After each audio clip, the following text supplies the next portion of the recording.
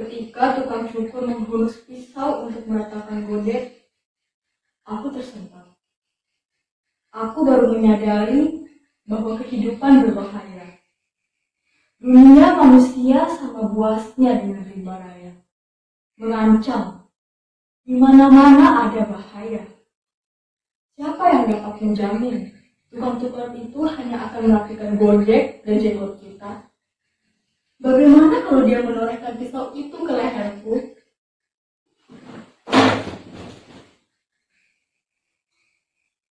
Kita tidak boleh mengambil resiko untuk potong rambut di sembarang tempat. Karena berhubungan dengan tukang potong rambut yang tak dikenal, setiap saat bisa berarti memotong leher. Bahkan dengan tukang cukur yang sudah dikenal pun selalu ada bahaya. Bagaimana kalau pisau yang terhunus di tangannya itu menimbulkan inspirasinya, memanggil kenangan-kenangannya kepada perasaan marah, jengkel atau keki, mungkin terhadap orang lain. Tapi bisa saja emosi itu sudah menggerakkannya untuk memaksa kita menjadi sasaran pelepasan. Apalagi kalau kita pernah dengan kita tidak sadari sudah menyakiti perasaannya. Tidak menyahut waktu ia menyapa, atau kita lupa membayar hutang kita waktu bercukur yang lalu. Ia kan juga seorang manusia biasa yang bisa goyah hatinya kalau sedang memegang pisau. Dengan pikiran seperti itu, aku jadi takut potong rambut secara lengkap. Kalau rambut sudah digunting, aku langsung bilang stop. Tidak usah dirapikan dengan pisau.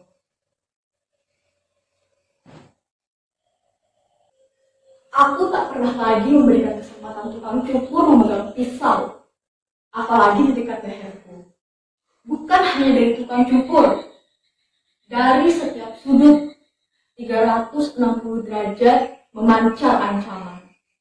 Di mana-mana ada bahaya. Coba apa jaminannya kalau kita pesan makanan di restoran, koki restoran itu tidak memasukkan racun tikus ke dalam makanan. Kita tidak tahu siapa yang memasak di belakang sana. Kita tidak bisa nyelonong ke belakang dan melihat mereka memasukkan bumbu ke dalam masakan setiap kali mau makan. Bisa saja mereka itu koki-koki gila, seorang pembunuh, atau musuh kita yang menyamar menjadi koki. Dengan gampang ia memasukkan baygon atau air acuh bekas, lalu cuci tangan. Sementara 1 atau 2 jam kemudian, kita akan kaku, dilarikan ke rumah sakit, tapi tak tertolong lagi. Dan jaminan apa yang ada di jalan raya yang dapat menjamin mobil yang datang dari arah depan atau belakang kita tidak akan menggilas kita? Jaminan apa yang dapat kita andalkan ketika bus yang kita tumpangi dibelokkan oleh supir masuk ke dalam jurang? Jaminan apa yang dapat kita andalkan? Dokter-dokter bukannya memberikan obat penyembuh, tapi ramuan kimia yang justru merangsang kanker ganas di dalam tubuh kita. Jaminan apa yang bisa menjamin kita aman di dalam rumah? Bahwa kabel listrik tidak akan putus lalu menyengat kita yang sedang enak-enak tidur. Di mana-mana, baik di rumah, di jalan raya, di sekolah, di kantor, bahkan di dalam WC. Selalu ada bahaya mengintai. Kita hidup tanpa perlindungan. Kita harus melindungi diri kita.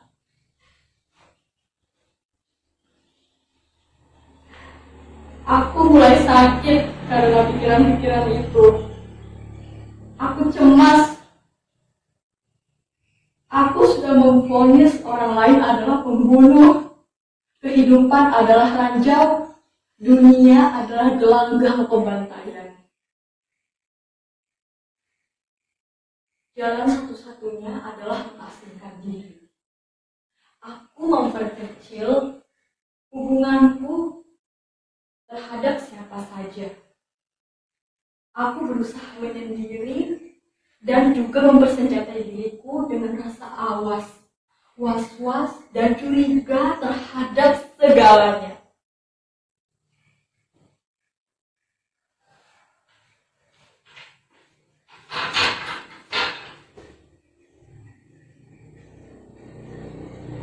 Bahkan aku mencurigai diriku sendiri.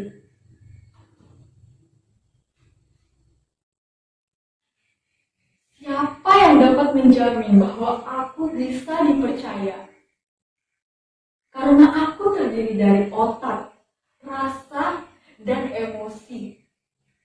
Kalau emosi sudah meluap, rasa akan terbakar, dan otak bisa lumpuh. Dalam keadaan begitu, aku bukan manusia lagi, tapi binatang, robot calon pembunuh. Setiap waktu, aku bisa menjadi jagal orang lain dalam setiap kesempatan. Karena siapa dapat menjamin?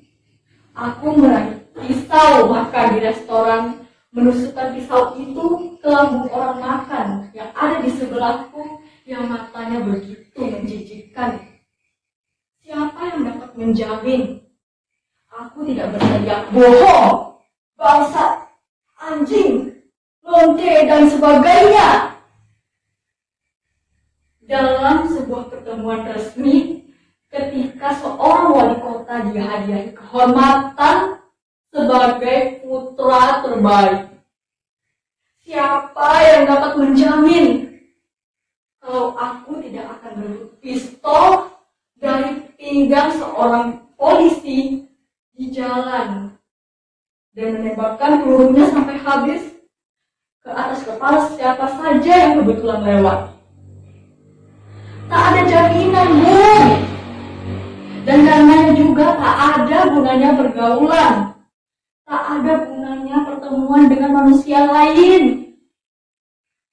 Karena itu jelas sudah, kehidupan ini adalah langkah pertama yang membawa kita ke dalam bahaya.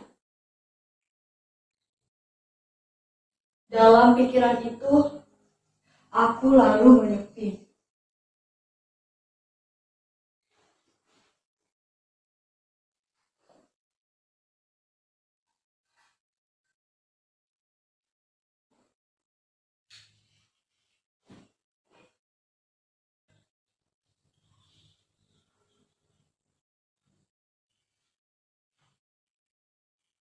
Tapi ketika sepi, sunyi, hening pengasingan diri juga tidak memberikan ketentraman. Karena bahaya sudah bersarang dalam hati. Aku putus asa. Bagiku, kehidupan tak memberikan lagi apa-apa, kecuali malapetaka dan kekalahan. Hidup hanya untuk kekalahan, kata Chairil Anwar.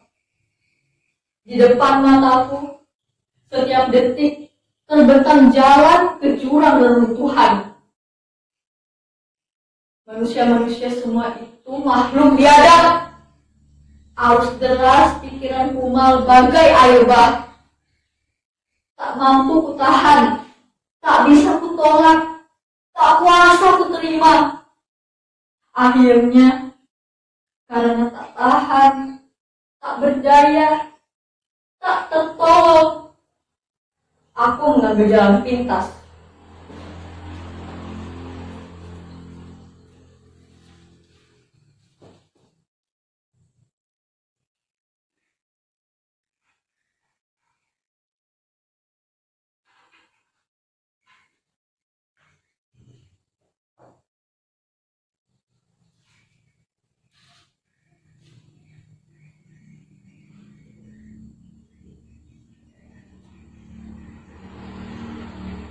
Kepada siapa saja yang ingin tahu, aku tak dapat lagi memikirkan jalan lain yang lebih baik dari ini. Bagaimana mengurangi bahaya yang mengepung di sekitarku? Bagaimana menghentikan bahaya yang mungkin datang dari sel-selku sendiri? Setiap manusia adalah bom waktu buat orang lain. Cara satu satu-satunya menyelamatkan diri, menyelamatkan orang lain adalah pengorbanan. Hentikan semuanya. Tebarkan tirai gelap yang tidak tertembus mata siapapun, yang tidak bisa didobrak bahaya macam manapun, kecuali oleh suara Tuhan, kecuali oleh sentuhan tangannya. Dengan perhitungan yang amat matang, aku selesaikan semuanya hari ini, secara jantan, lengkap, bulat, dan tuntas. Perpisahan ini akan mengantarkan kita, setidak-tidaknya lebih mendekatkan kita pada ketentraman, perdamaian, harmoni, dan kebahagiaan.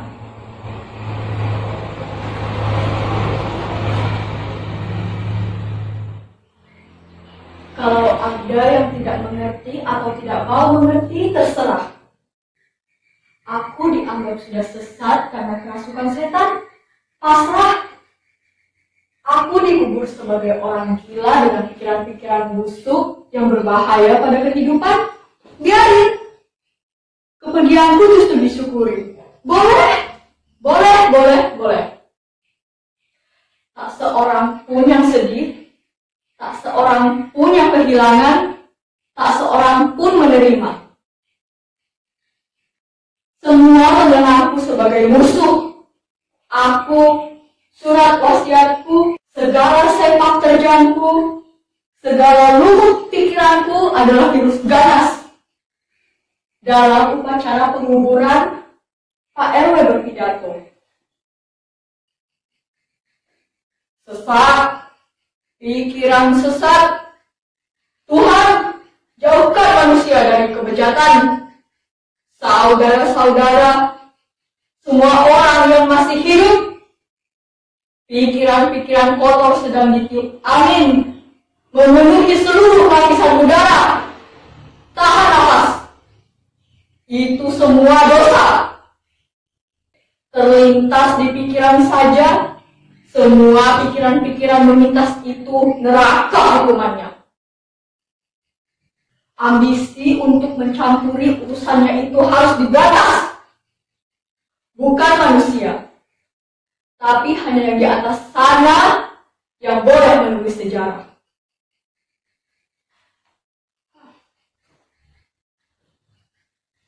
Semua media massa memompa fatwa Pak RW. Kenalan-kenalanku memperingatkan orang yang belum kenal aku supaya waspada. Pikiran-pikiran sakit sudah gentayangan dengan topeng suci. Yang tak pernah kenal siapa aku, yang tak pernah mengerti alam pikiranku, tambah keblinger. Anti-moral! Berantas habis! Tapi apa yang dilarang, apa yang tak boleh, apa yang dosa, biasanya orang selalu suka. Mereka penasaran, ingin tahu, ingin mencoba, mau mencicip. Aku jadi laku, melarang jadi bumerang. Semua jungkir balik, akhir adalah awal. Membungkam jadi mengobarkan. Akibat dicekal, pikiranku mengamuk.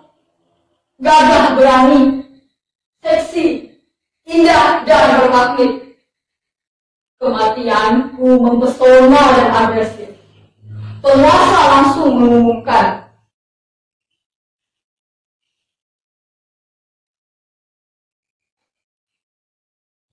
jalan pikiran melempas yang pendek itu tak bertanggung jawab. Egois, anarkis, provokatif, itu subversif, meracuni angkatan muda dan orang-orang yang putus asa agar mencari kebahagiaan dan cara yang gampangan itu terlarang. Keblinger, tulis Profesor Om. Bodoh, cupet, asosial, mengandung pesona tidak mensyukuri karunia Tuhan, menentang falsafah negara. Teroris itu bukan pahlawan, tapi sakit jiwa. Jangan biarkan mereka jadi berhala. Hidup tambah berbahaya kalau semua ngebom, semua berbahaya. Teror itulah bahaya yang sebenarnya. Bukan ancaman bahaya itu sendiri seperti yang sudah difitnahkan. Mas Gan, Pak Karyo, Profesor Kan, Profesor Dr. Ali, Profesor Bos, Profesor Mak, Dr. Ko, Profesor Dr. Emmanuel dan Bagus, Dr. Kwak, bahkan tak kurang dari mantan Menteri Kebudayaan, Pak Fad, dan Presiden Sak mengeluarkan suaranya.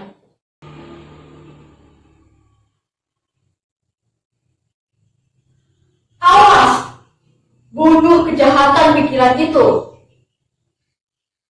Dia mengacaukan antara yang ada dan yang tidak ada. Kikis tuntas, tidak ada kata ampun. Bukan karena pikiran itu besar, tetapi karena justru begitu sederhana, mudah, naif, menjanjikan penyelesaian tunggal yang keji terhadap satu kenyataan dunia yang kompleks.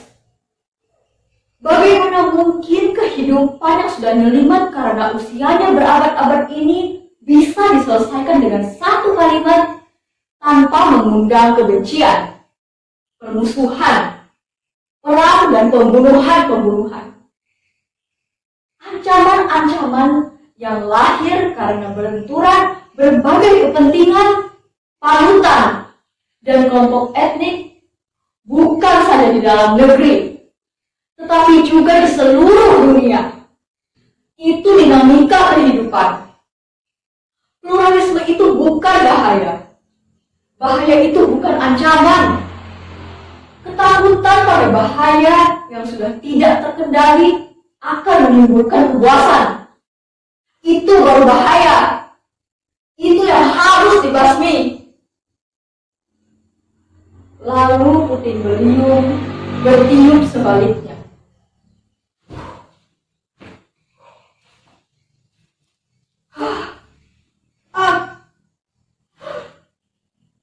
Propaganda kebencian menyerang dari segala jurusan.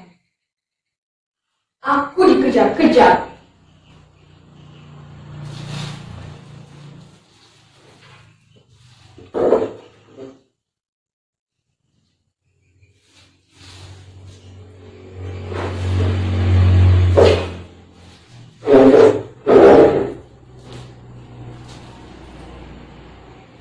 Tapi dalam pengejaran, aku tambah hidup.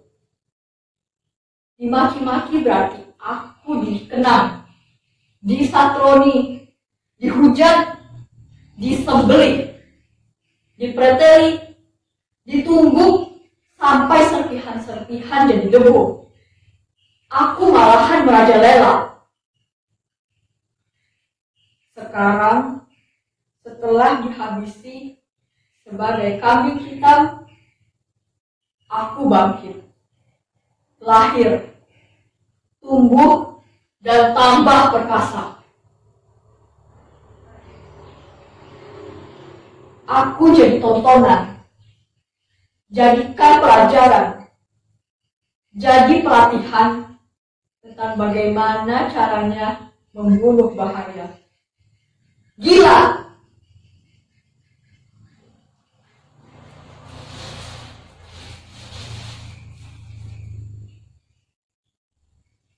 Aku pelajaran bahaya. Aku harus dipahami untuk mengerti apa yang harus dijauhi.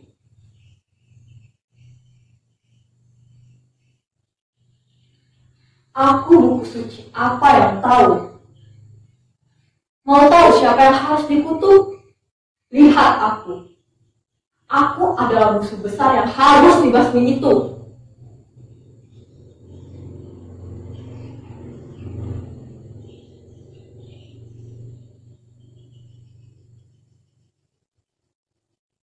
yang tidak bisa mati tanpa dipahami, maka cintailah aku.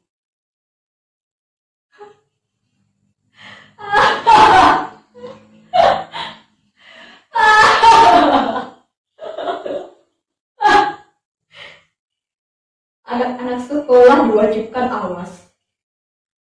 Aku dipaku pada setiap kepala, dicontreng pada setiap pojok kehidupan, dari kamar kecil sampai ke tempat tidur. Orang waras, orang melek, orang pintar, orang sedang buang hajat, orang mabuk, orang tidur, orang bersenggama, orang teler, bego, sakit jiwa, semua harus waspada. Aku tahu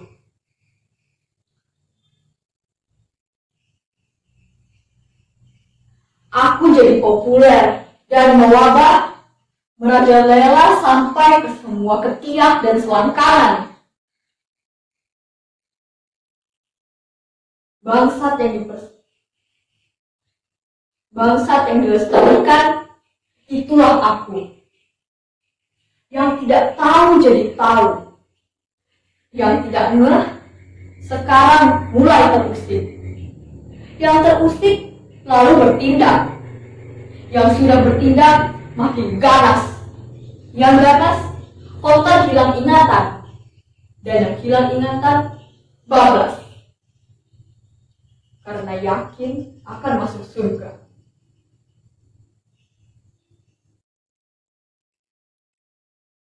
Setelah dibungkam, berjuta-juta bahaya baru lahir.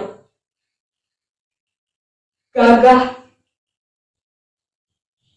menggigit-gigit,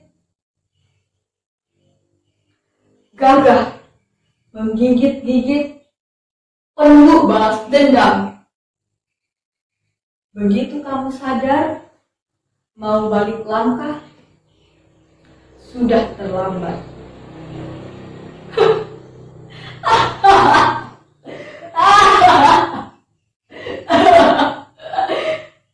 Itulah bahaya yang sesungguhnya. Itulah bahaya yang sebenarnya.